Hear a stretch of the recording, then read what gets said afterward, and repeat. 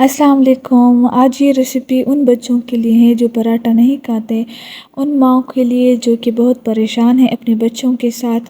आज उनके लिए ये तरीका लाए हूँ पराठे बनाने का तरीका, जिसे हम समोसे की तरह बनाएंगे। समोसे का शेप देंगे और बिल्कुल समोसे की तरह बाहर से क्रिस्पी होगी और अंदर से नरम और बहुत ही मज़े की होगी। तो चलिए रेसिपी की तरफ चलते हैं, तरीके की तरफ चलते हैं कि इसका तरीका किस तरह है। सबसे पहला स्टेप ये है कि मैंने थोड़ा सा आटा छिड़क दिया है काउंटर पर और एक नॉर्मल साइज़ का पेड़ा ले लिया है। उसे मैंने एक राउंड शेप देना है और फिर बाकी का प्रोसेस इसके बाद होगा।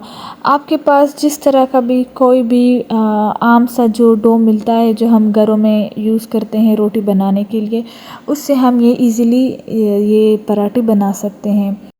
मैं अपने बच्चों के लिए ख़ुद भी यही पराठे बनाती हूँ, उनको बहुत अच्छे लगते हैं। एक तो ये क्रिस्पी रहते हैं और ये शेप जो है इनको बहुत पसंद आता है समोसे की तरह। अब राउंड शेप देने के बाद मैंने थोड़ा सा ऑयल लगा लिया है और अब मैं इसे अच्छे तरीके से स्प्रेड कर लूँगी और इसे इस तरह फ़ोल्ड कर लूँगी, एक साइड से दूसरी साइड तक इस तरह फ़ोल्ड कर लूँगी। इस स्टेप्स को आप लोग फॉलो करें ताकि समोसे का जो शेप है पराठे के लिए वो परफेक्टली आ जाए।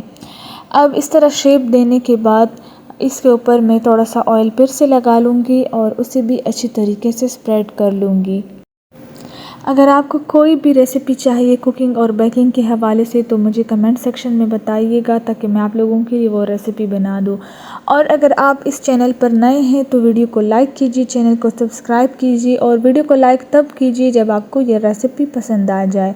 आपने स्टेप सारे देख ही लिए होंगे कि मैंने किस तरह ये शेप दिया है।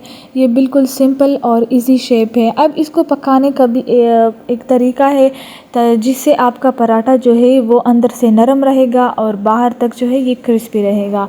तो आप लोग वीडियो को स्किप मत कीजिए ताकि आप लोग वो पार्ट मिस ना कर लें। अब इस शेप को हमने थोड़ा सा बड़ा करना है, इसको बेल लेना है ताकि पराठे की तरह ये पतला सा लेयर बन जाए, जिस तरह हम नॉर्मली पराठे के लिए बेलते हैं।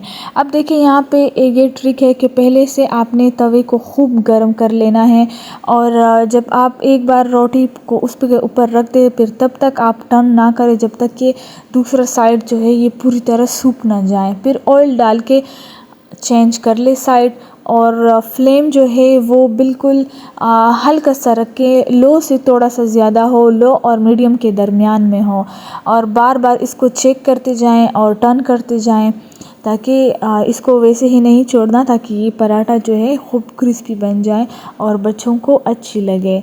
आप लोग मुझे दुआएं देंगे अगर आप लोगों ने अपने बच्चों के लिए इस तरह पराठा बना लिया। ये देखिए फाइनल रिज़ल्ट देखिए कैसे मज़ेदार सी पराठे तैयार हो गए हैं।